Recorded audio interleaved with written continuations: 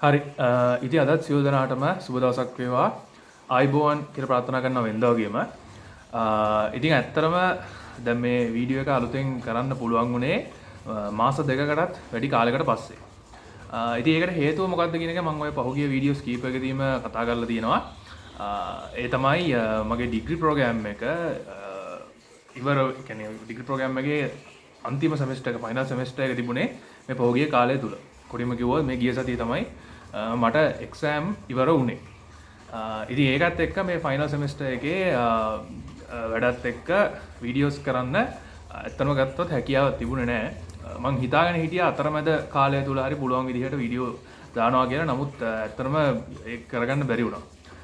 ඉතින් කොහොම හරි දැන් ෆයිනල් එක්සෑම්ස් ඉවරයි. ඊළඟට තව පොඩි පොඩි අසයින්මන්ට්ස් කීපයක් අප්ලෝඩ් කරන්න දෙනවා. ඒක ලොකු දෙයක් නෙමෙයි එච්චර. ඉතින් කොහොම හරි දැන් මෙතනින් ඉස්සරහට අහපව සාමාන්‍ය විදියට වීඩියෝස් දාන්න හැකියාව තියෙනවා. ඉතින් ඒකින්ද අපි බලමු අද වීඩියෝ එකේදී මොනවද අද අපි කතා කරන්න යන්නේ කියලා. ඉතින් මගේ නම අචිත බෝධක. අද අපි කතා කරන්න යන්නේ වාහනයක තියෙන විවිධ පද්ධතිවල දැන් වාහනයක් කියන්නේ විවිධ පද්ධතිවල සංකලනයන්නේ. මෙන්න මේ වාහනවල තියෙන විවිධ පද්ධතිවල සංකලනය නිසා ඇතිවෙන්න පුළුවන් විවිධ ආකාරයේ ටිකක් අර අමුතු ලෙඩ රෝග මොන වගේ දෙයක්ද කියන එක සම්බන්ධව තමයි මේ වීඩියෝ එකේදී අද මම මූලික වශයෙන්ම කතා කරන්න යන්නේ. ඉතින් මේ කතාව මම මගේ පෞද්ගලික අත්දැකීමකින් මම අද පැහැදිලි කරන්නම් මින් ඉදිරියට. ඉතින් දැන් මේ දවස්වල විවිධ වාහන කීපයක්ම එක දිගට රිපෙයාරින් ටිකක් කරා. ඒ ආපු රිපෙයාරින් වල අන්තිමටම ආපු එක රිපෙයාරින් එකක් තමයි දැන් මේ පිටිපස්සේ තියෙන මෙන්න මේක. මේක CD125 බෙන්ලි එකක් 99 කියන්නේ 1999 මොඩල් එකක්. ඉතින් මේක ඇත්තටම ගෙනාවේ මේක පිකප් එක නෑ කියලා. ඒ කියන්නේ එන්ජින් එක අදින්න නෑ කියලා තමයි අරන් ආවේ. ඒ කස්ටමර් කියපු දෙයක් තමයි මේක අදින්න නෑ කියන එක. ඒ කියන්නේ දැන් අපි ඇක්සලරේටර් එක ඇල්ලුවට යන්නේ නෑ. කොහොම හරි මමත් පැදලා බැලුවාම මුලින්ම ගෙනාවට පස්සේ ඇත්තටම පිකප් නැහැ. ඒ කියන්නේ ඇක්සලරේටරේ ෆුල් ඇල්ලුවත් සාමාන්‍ය RPM එක 4000න් එහාට විතර යන්නේ නැහැ. කොහොම හරි දැන් මේක ගේනකොට මේකේ තව ගැටලු කීපයකුත් තිබුණා. ඒ කියන්නේ එන්ජින් එක ටිකක් සද්ද වැඩි. ඩග ඩග ගාලා සද්දයක් එනවා.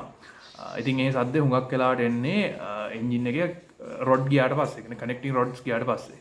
ඒ කනෙක්ටිං රොඩ් ගැන මම ඉස්සරහට මම වෙනම වීඩියෝ එකකින් කතා කරන්නම්. ඉතින් කොහොම හරි මේකේ කනෙක්ටිං රොඩ්ස් දෙක ගිහිල්ලා ගෙවිලා ඒ කනෙක්ටිං රොඩ් එකට එන ප්ලේ එකට බෝර් එකේ දෙපැත්තත් කැපිලා තිබුණේ.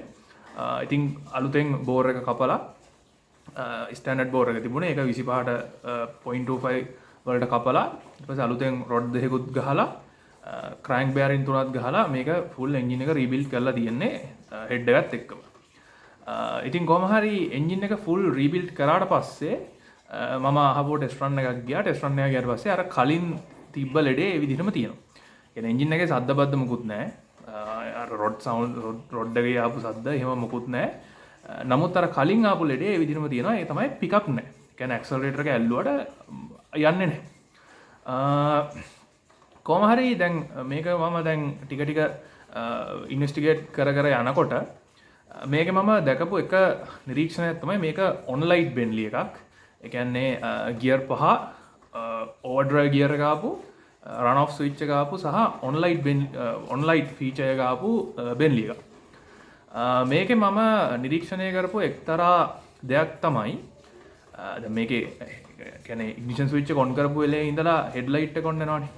එතකොට ඔන්ලයිට් ෆීචර් කියන්නේ ඒක. මොකද ඔන්ලයිට් කියලා කියන්නේ සාමාන්‍යයෙන් මේක ජපානයේ එක්තරා කාලයකදී ආපු එක රූල් එකක්. ඒ තමයි මේ වගේ මෝටර් සයිකල් වල හෙඩ්ලයිට් එක නිතරම ඔන් වෙලා තියෙන්න ඕනි කියලා ඒ ජපාන් තිබිච්ච එක්තරා කාලයක ආපු රූල් එකක් ඒක. ඉතින් මේකෙන් ඒගොල්ලෝ මූලික වශයෙන් බලාපොරොත්තු වෙන්නේ ඒ මෝටර් සයිකල් එකේ සේෆ්ටි එක. නමුත් ඒ සේෆ්ටි එකට කෙසේ වෙතත් ඒ ඔය ඔන්ලයිට් ෆීචර් එක මේ මෝටර් සයිකල් වල බැටරියේ ආයු කාලය ඉතාමත් ශීඝ්‍රයෙන් අඩු කරන්න සහ රෙක්ටිෆයර් එකේ ආයු කාලය ඉතාමත් ශීඝ්‍රයෙන් අඩු කරන්න සෑහෙන ඉවහල් වෙච්ච දෙයක් තමයි මේ ඔන්ලයිට් කියන ෆීචර් එක. කොහොම හරි මේකේ මම දැකපු ඒ නිරීක්ෂණය තමයි ඇක්සලරේටර් එක අල්ලනකොට සාමාන්‍ය RPM එක 2000 වගේ එනකොට හෙඩ්ලයිට් එක එකපාරට ඩිම් වෙනවා. ඉතින් මේක ටිකක් අමුතු නිරීක්ෂණයක්. දැන් හෙඩ්ලයිට් එකක් ඩිම් වෙනවා කියන එකෙන් අදහස් වෙන්නේ ප්‍රධාන වශයෙන්ම මේ හෙඩ්ලයිට් එක කරන වෝල්ටේජ් එක එන්ජින් RPM එක වැඩි වෙනකොට ඩ්‍රොප් වෙනවා කියන එක. කියන්නේ වෝල්ටේජ් එක අඩු වෙනවා. එතකොට මේ වගේ දෙයක් සිද්ධ වෙන්නේ කොහොමද?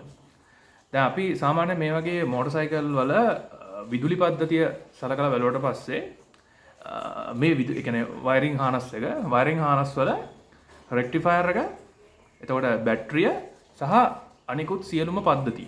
ඒ කියන්නේ සිග්නල් ලයිට්, එතකොට හෙඩ් ලයිට්, හෝන් මේ වගේ හැම දෙයක්ම එකිනෙකට සමාන්තරගතව තමයි සම්බන්ධ කරලා තියෙන්නේ. මෙන්න මේ දැන් පේන සර්කිට් ඩයග්‍රෑම් එකේ විදිහට තමයි මේ පද්ධති හැම එකක්ම එකිනෙකට සම්බන්ධ කරලා තියෙන්නේ. එතකොට යම් අවස්ථාවකදී හෙඩ් ලයිට් එකේ එළිය මේ විදිහට අඩු වෙනවා කියලා කියන්නේ දැන් මේ පද්ධති සේරම සමාන්තරගතවනේ සම්බන්ධ කරලා තියෙන්නේ. එතකොට මේ සමාන්තරගතව සම්බන්ධ කරලා තියෙන පද්ධතිවල ප්‍රධාන බල සැපයුම මොන විදුලි සැපයුම තමයි බැටරිය කියලා කියන්නේ. එතකොට මේ බැටරියේ වෝල්ටේජ් එක යම් ආකාරයකින් අඩුවීමකට ලක් වෙනවා. එතකොට දැන් බැටරිය වෝල්ටේජ් එක අඩු වෙන්න ක්‍රමයකට කියලා තියෙන්නේ. දැන් අපි විදුලි පද්ධති ඉතුරු පද්ධති සියල්ලම පරීක්ෂා කරලා බලනකොට ඒ පද්ධති කිසිදු ගැටලුවක් නැතුව ක්‍රියාත්මක වෙනවා. මේ විදුලි පද්ධතියේ මේ විදිහට වෝල්ටේජ් එක ඩ්‍රොප් වෙන්න පුළුවන් එකම තැන තමයි රෙක්ටිෆයර් එක කියලා කියන්නේ. ඉතින් සරලව ගත්තොත් මේ වගේ විදුලි පද්ධතියක රෙක්ටිෆයර් එකේ මූලික වශයෙන්ම කරන කාර්යය තමයි එන්ජින් එකේ තියෙන ඕල්ටර්නේටර් එක. ඒ කියන්නේ දැන් මේ මොටර් සයිකල් ගත්තොත් අපි කියන කොයිල් පැක් එක කියලා කියන්නේ. මේ කොයිල් පැක් එකෙන් එන ඔල්ටර්නේටිව් කරන්ට් එක AC කරන්ට් එක DC කරන්ට් එක බවට පරිවර්තනය කරලා බැටරිය charge කරන එක තමයි ප්‍රධාන වශයෙන්ම රෙක්ටිෆයර් එකකින් කරන මූලිකම කාර්යය වෙන්නේ.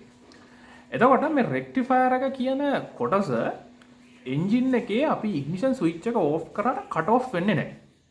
දැන් අපි උදාහරණයක් හැටියට දැන් විදුලි පද්ධතිය ගත්තොත් විදුලි පද්ධතියේ ප්‍රධානම ඒ කියන්නේ බැටරිය ඉඳලා එන පොසිටිව් වයර් එක කෙලින්ම යන්නේ ඉග්නිෂන් ස්විච් එකට. ඉග්නිෂන් ස්විච් එක ඔන් කරනකොට සහ ඕෆ් කරනකොට මේ වයර් එක තමයි කට් ඔෆ් වෙන්නේ. කට් ඔෆ් වෙනකොට මුළු ඉලෙක්ට්‍රිකල් සිස්ටම් එකටම යන පවර් සප්ලයි එක කට් ඔෆ් වෙනවා. එතකොට මේ විදිහට වෝල්ටේජ් ඩ්‍රොප් එකක් එනවා නම් අනිවාර්යයෙන්ම මේක මේ විදුලි පද්ධතියේ තියෙන රෙක්ටිෆයර් එක ආශ්‍රිත ගැටලුවක් වෙන්න ඕනේ. ඉතින් මේක පරීක්ෂා කිරීමේ එක්තරා හැකියාවක් තියෙනවා. ඉතින් මම මූලික වශයෙන්ම කරේ රෙක්ටිෆයර් එකේ ක්ලිප් එක ගලවලා හෙඩ්ලයිට් එක තයින් කරා. මොකද මේක ඔන්ලයිට් මොඩල් එකක් ඉඳලා බැටරිය charge වෙන්නේ නැත්නම් මේ බැටරිය ඩ්‍රේන් වෙනවා හෙඩ්ලයිට් එකට. ඒකින්ද හෙඩ්ලයිට් එකත් ගලවලා අයින් කරා. ඊට පස්සේ රෙක්ටිෆයර් එකත් ගලවලා අයින් කරලා මෝටර් සයිකල් එක හපුව මං දුවලා බැලුවා. දුවලා බලනකොට අර පිකප් එක ඒ සියලුම දේ ආපහු සාමාන්‍ය තත්ත්වයටපත් වුණා. ඒ කියන්නේ තිබ්බ විදිහටම හොඳ පිකප් එකක් ආපහු ආවා. ඉතින් එතකොට මේ කියන කාරණේ කොහොමද සිද්ධ වුනේ? ඉතින් මේ රෙක්ටිෆයර් එකක් කියලා කියන්නේ රෙක්ටිෆයර් එකක් කාලයක් තිස්සේ පාවිච්චි කරනකොට දැන් රෙක්ටිෆයර් එක හුඟක් තියෙන ඉලෙක්ට්‍රොනික කොම්පොනන්ට්ස් මේ ඉලෙක්ට්‍රොනික කොම්පොනන්ට්ස් පරණ වෙනවා. පරණ වෙලා මේවා ඇතුලේ ෂෝට් සර්කිට් හැදෙනවා. එතකොට ෂෝට් සර්කිට් එකකදී මූලික වශයෙන්ම වෙන්නේ දැන් රෙක්ටිෆයර් එක මූලික කාර්යය තමයි අපි කලින් කතා කරා වගේම AC කරන්ට් එක DC බවට පත් කරලා ඒකෙන් බැටරිය charge කරන එක. එතකොට ප්‍රධාන වශයෙන්ම සිද්ධ වෙන්නේ මේකෙදී එන්ජින් එකේ ඕල්ටර්නේටර් එක ආශ්‍රිතව හැදෙන විද්‍යුත් ශක්තිය මේ රෙක්ටිෆයර් එක හරහා බැටරියට දෙන එක. එතකොට මේ වගේ ෂෝට් සර්කිට් එකක් හැදුනට පස්සේ වෙන්නේ මේ ඕල්ටර්නේටර් එකෙන් හැදෙන කරන්ට් එක බැටරියට යන්නේ නැතුව රෙක්ටිෆයර් එක ඇතුළෙම ඉන්ටර්නල් ෂොක් සර්කිට් එකක් හදාගන්නවා. එතකොට මේ බැටරියට යන ශක්තිය අනිවාර්යයෙන්ම බැටරියට යන්නේ නැතුව වෙනත් තැනකදී වේස්ට් වීමකට ලක් වෙනවා. මේ ශක්තිය අපතේ යamak සිද්ධ වෙනවා. මේ ශක්තිය අපතේ යන එක ක්‍රමයක් තමයි තාපය විදිහට අපතේ යන එක. එතකොට දැන් මේ වගේ ෂෝට් සර්කිට් එකකදී අපිට සාමාන්‍යයෙන් බලා ගන්න පුළුවන් මේ රෙක්ටිෆයර් එක එහෙම නැත්නම් රෙක්ටිෆයර්ස් වල වයර් වගේ දේවල් ටිකක් අසාමාන්‍ය විදිහට රත් වීමකට ලක් වෙනවා. මොකද අර ශක්තිය බැටරියට යන්නේ නැති නිසා ඒ ශක්තිය කොහේ හරි වෙන තැනකදී මේ අපතේ යෑමකට ලක් වෙන හින්දා. ඉතින් මේ ශක්තිය අපතේ යන තවත් ක්‍රමයක් තමයි මේ කොයිල් පැක් එක තුළ ඇති වෙන විද්‍යුත් චුම්බක ප්‍රේරණය කියලා කියන්න. අපි මේකට කියනවා එඩි කරන්ට් කියලා. ඉතින් මේ එඩි කරන්ට් කියන මේ සිද්ධාන්තය පැහැදිලි කරන්න පුළුවන් එක්තරා සරල පරීක්ෂණයක් තියෙනවා. දැන් ඕගලන්ට ඒ පරීක්ෂණය බලා ගන්න පුළුවන්. ඉතින් දැන් මේ පරීක්ෂණයේදී ඕගලන්ට පේනවා මේ විදියට තියෙනවා ලෝහ නලයක්. මේ ලෝහ නලය ඇතුලෙන් අපි සාමාන්‍ය චුම්බකයක් පල්ලෙහාට වැටෙන්න සලස්වනවා. දැන් බලන්න මේ චුම්බකය වැටෙන්නේ කොහොමද කියලා. දැන් මේ චුම්බක අපි සාමාන්‍ය ගුරුත්වය යටතේ වැටෙන්න ඇරියොත් සාමාන්‍ය විදිහට පොළොවට වැටෙනවා. නමුත් මේ ලෝහ නලයක් ඇතුලේ මේ චුම්බකය වැටෙන්න ඇරියාම ඔයගලන්ට පේනවා ඇති මේක හිමීට තමයි පල්ලෙහාට යන්නේ. ඉතින් මේක සිද්ධ වෙන්නේ කොහොමද? මේක සිද්ධ වෙන්නේ මේ චුම්බකය මේ විද්‍යුත් මේ ලෝහ නලය ඇතුලේ පල්ලෙහාට වැටෙනකොට මේ ලෝහේ මේ පල්ලෙහාට යන චුම්බකය මගින් ඒ චලනය වන චුම්බක ක්ෂේත්‍රය නිසා මේ වටේ තියෙන ලෝහ නලය ඇතුලේ විද්‍යුත් ක්ෂේත්‍රයක් ප්‍රේරණය වෙනවා. එතකොට මේ ප්‍රේරණය වෙන විද්‍යුත් ක්ෂේත්‍රය නිසා මේ ලෝහ නලය ඇතුලේ අහපො අනිත් පැත්තට චුම්බක ක්ෂේත්‍රයක් හටගන්නවා. එතකොට මෙන්න මේ කියන චුම්බක ක්ෂේත්‍රය සහ මේ පල්ලෙහාට වැටෙන චුම්බකයේ තියෙන චුම්බක ක්ෂේත්‍රය එකිනෙකට විකර්ෂණය වීම නිසා තමයි මෙන්න මේ විදිහට මේ පල්ලෙහාට වැටෙන චුම්බකයේ වේගය පල්ලෙහාට අඩු වෙලා ගමන් කරන්නේ. මේ විදිහට මේ නලය ඇතුලේ හටගන්නා මේ ප්‍රතිවිරුද්ධ විද්‍යුත් ක්ෂේත්‍රයට මේකට කියන්නේ එඩි කරන්ට් එකක් කියලා. ඉංග්‍රීසියෙන් මේකට කියන්නේ එඩි කරන්ට් එකක් කියලා. එතකොට මෙන්න මේ එඩි කරන්ට් එක නිසා අනිත් පැත්තට හටගන්නා චුම්බක ක්ෂේත්‍රය මේක පැහැදිලි කරන භෞතික විද්‍යාත්මක නියමය තමයි මේකට කියන්නේ ලෙන්ස්ගේ නියමය කියලා. ලෙන්ස් ලෝ කියලා කියන්නේ. එතකොට මෙන්න මේ එඩි කරන්ට් එක සහ ලෙන්ස් ලෝ එක කියන දෙකේ සම්මිශ්‍රණයක ප්‍රතිඵලයක් විදිහට තමයි මෙන්න මේ කියන සංසිද්ධිය හටගන්නේ. එතකොට දැන් මේ මෝටර් සයිකල් එක ඇති වෙලා තිබුණෙත් ඔන්න හා සමානම දෙයක්. එතකොට මේකෙදි මම අර කලින් කිව්වා මේ රෙක්ටිෆයර් එක ෂෝට් වෙලා මේක ඉන්ටර්නල් සර්කිට් එකක් හැදිලා තියෙන්නේ. ඒ ඉන්ටර්නල් සර්කිට් එකේ මේ ඉන්ටර්නල් ෂෝට් සර්කිට් එකේ ශක්තිය හානි වෙන අනිත් ක්‍රමය තමයි මෙන්න මේ එඩි කරන්ට් එක කියන එක. එතකොට මේකද සිද්ධ වෙන්නේ මේ කොයිල් පැක් එකෙන් එන කරන්ට් එක ආපහු කොයිල් පැක් එකටම ගිහිල්ලා ඒ කොයිල් පැක් එක වටේ හටගන්නවා ප්‍රතිවිරුද්ධ විද්‍යුත් චුම්බක ක්ෂේත්‍රය. එතකොට මේ විද්‍යුත් චුම්බක ක්ෂේත්‍රය සහ ෆ්ලයි වීල් එකේ තියෙන මැග්නට් එකේ විද්‍යුත් චුම්බක ක්ෂේත්‍රයත් එක්ක හටගන්න මේ එකිනෙකට ප්‍රතිවිරුද්ධ චුම්බක ක්ෂේත්‍ර දෙක නිසා මේ දෙක අතර විකර්ෂණයක් හටගන්නවා. ඉතින් මේ කියන කාරණය නිසා අපි අර කියන්නේ මේක කියන්නේ අර ෆ්ලයි වීල් එක බදනවා කියලා.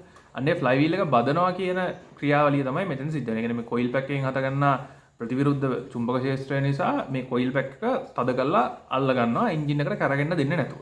එතකොට ඒ එන්ජින් එකට කරගෙන දෙන්නේ නැතුව මේ කොයිල් පැක් මේ ෆ්ලයි වීල් එක හිර කරගන්නකොට අර එන්ජින් එකේ ඉන්ධන දහනය මගින් ඇති කරන ශක්තියෙන්ම තමයි මේ එන ප්‍රතිවිරුද්ධ බලය අභිභවා යන්න ශක්තිය වැවෙන්නේ. එතකොට එන්ජින් එකෙන් රෝදවලට යන්න තියෙන ශක්තිය මේ කොයිල් පැක් එක ඇතුලේ නිසං අනවශ්‍ය විදිහට වැයවීමක් සිද්ධ වෙනවා. ඉතින් මීට අමතරව මෙතෙන්දි තව දේවල් වෙන්නත් පුළුවන් මේ ප්‍රතිවිරුද්ධ චුම්බක ක්ෂේත්‍ර නිසා. දැන් මේවා CDI සිස්ටම් නේ. මේක මේ බෙන්ලි එකක් හින්දා මේවා එන්නේ AC CDI system. AC CDI සහ DC CDI කියන සිස්ටම් දෙකේ වෙනස ගැන මම කලින් මේ channel එකේ ওই CDI සිස්ටම් ගැන කරපු වීඩියෝ එකකදී කතා කරලා තිනවා. ඒ වීඩියෝ එක බලන්න කවුරු ඉන්නවා දැන් මෙතන උඩින් ඒ වීඩියෝ එකේ link එක යනවා. අවශ්‍ය කෙනෙක්ට බලන්න පුළුවන්. මේ AC CDI වලදී ප්‍රධාන වශයෙන්ම CDI යුනිට් එකට කරන්ට් එක සපයන්නේ කොයිල් පැක් එකෙන්මයි. එතකොට දැන් මේ වගේ ප්‍රතිවිරුද්ධ චුම්බක ක්ෂේත්‍ර ඇති වෙනකොට මේ CDI යුනිට් එකට යන කරන්ට් ෆ්ලෝ එකටත් එක්තරා බලවෑමක් සිද්ධ වෙනවා. ඒක නිසා අනිත් පැත්තට ඉග්නිෂන් එකේ කියන්නේ ස්පාර්ක් එකේ එන අපි මේකට කියනවා ඉග්නිෂන් ස්ට්‍රෙන්ත් එක කියලා. ඒ කියන්නේ ස්පාර්ක් ප්ලග් එකෙන් එන ස්පාර්ක් එකේ ප්‍රබලතාවය. ඉතින් මෙන්න මේ ප්‍රබලතාවයත් අඩුවීමකට ලක් වෙනවා. ඉතින් ඒ අඩුවීම නිසා ඒකනොත් එන්ජින් එකේ දහනය සිද්ධ වෙන දහන කාර්යක්ෂමතාවය අඩුවීම කියන කාරණය මත ඒකනොත් එන්ජින් එකේ පවර් එක අඩුවීමක් සිද්ධ වෙනවා. ඉතින් කොහොම හරි දැන් මේ මෝටර් සයිකල් එකේ ඊළඟට මම කරපු දේ තමයි රෙක්ටිෆයර් එක වෙන මෝටර් සයිකල් එකක මැචුවර් රෙක්ටිෆයර් එකක් අරගෙන ඒක හදලා මේකට දැම්මා. දැන් එතකොට බැටරි චාර්ජින් සයිඩ් එක හරි. ඊට පස්සේ මේකේ ඔන් ලයිට් එක ස්විච් එකක් දාලා ඔන් ඔෆ් කරන්න පුළුවන් විදියට හදලා තියෙන්නේ. ඉතින් මේ කරපු මොඩිෆිකේෂන් එක දැන් මේකේ අර තිබිච්ච ෂෝට් සර්කිට් එක නැහැ. ඉතින් ෂෝට් සර්කිට් එක නිසා මම කලින් කියපු මේ ශක්ති හානිය සිද්ධ වෙන්නේ නැහැ. ඉතින් ඒක හින්දා දැන් මේ මෝටර් එක අහපුවාට සාමාන්‍ය විදිහටම ඒ කලින් තිබිච්ච පවර් එක ඒ විදිහටම තියෙනවා. ඉතින් ඒකින්ද දැන් මේ මෝටර් එකේ ගැටලුවක් නැහැ දැන්. ඉතින් සරලවම ගත්තොත් මේක තමයි මේ විවිධ පද්ධති වලින් එන ගැටලු ඒ තවත් එක විදිහට බලපාන්නේ කොහොමද කියන එක සම්බන්ධව මේ වීඩියෝ එකේදී මම මූලික වශයෙන්ම කතා කරේ. දැන් ඔයගලන්ට පේනවාද දැන් මේ මෝටර් සයිකල් එක ඇත්තටම ඇවිල්ලා තියෙන විදුලි පද්ධතිය. කියන්නේ ඉලෙක්ට්‍රිකල් සිස්ටම් එක ආශ්‍රිත ගැටලුවක් තමයි ඇවිල්ලා තියෙන්නේ. කියන්නේ එන්ජින් එකේ ගැටලුවක් තිබුණා. ඒක රිපෙයාර් කරා. ඒක මෙකැනිකල් ෆෝල්ට් එකක්. නමුත් ඒක නිසා නෙමෙයි මේ කියන පවර් ලොස් එක ඇවිල්ලා තියෙන්නේ. දැන් මේක විදුලි පද්ධතිය ආශ්‍රිතව ආපු ගැටලුවක්. ඉතින් මේ විදුලි පද්ධතිය ආශ්‍රිතව ආපු ගැටලුව අවසානයේ බලපාලා තියෙන්නේ මේ එන්ජින් එකෙන් එන ෆයිනල් පවර් අවුට්පුට් එකට.